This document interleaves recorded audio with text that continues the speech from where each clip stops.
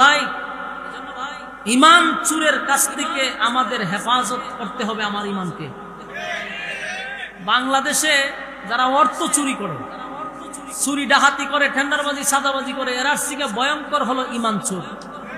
এটা তো আমার সম্পদ নিছে, দুনিয়ার ক্ষতি হইছে, কিন্তু ইমান চুরি করলে দুনিয়াও শেষ, পরকালও শেষ। এই জন্য ইমান চুরের ব্যাপারে আমার সবচেয়ে বেশি বক্তব্য, বারবার পাবলিককে সচেতন করার চেষ্টা করি, ইমান চুরের কাছ থেকে সাবধান। আমার অর্থ হারিয়ে গেছে, আবার বেঁচে থাকলে অর্থ যোগান দিতে পারবো, ইমান চলে গেলে ইমান পাওয়া যাবে না।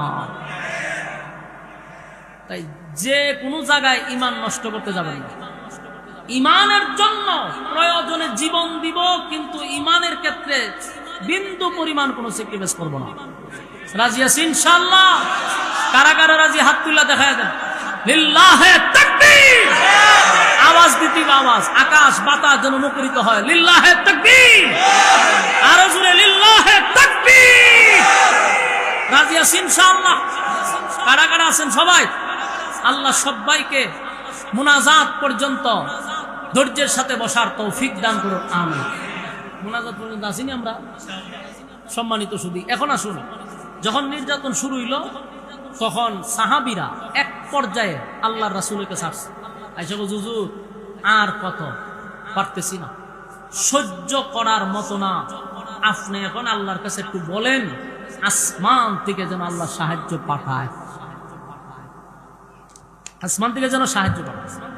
রাসূল বললেন সাহাবীদেরকে যে তোমরা যদি ধৈর্য ধারণ করতে পারো আর এই হালতে যদি শাহাদাত বরণ করো, আমি নবী ওয়াদা দিলাম জান্নাত ওয়াজিব। দেখেন কর্মসূচিগুলা খেয়াল করবেন।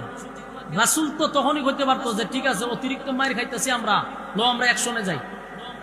যদি তখন অ্যাকশনে যাইতো, ইসলাম কায়েম হইতো, তাহলে প্রত্যেকটা দাঁত আছে, যে কোনো সময় মাথা গরম করে মার করা যাবে না। পরিস্থিতি আমার নিয়ন্ত্রণে আসলে আমি ব্যবস্থা নিব। এখনো যদি আমরা রক্ত গরম করি তাহলে আমরা হেরে যাব। রাসূলের এই মাক্কি জিন্দেগির থেকে আমাদের শিকার আছে। এক ছাটিয়া 13 বছর মার খাইল, কিন্তু অস্ত্র হাতে নেয় নাই।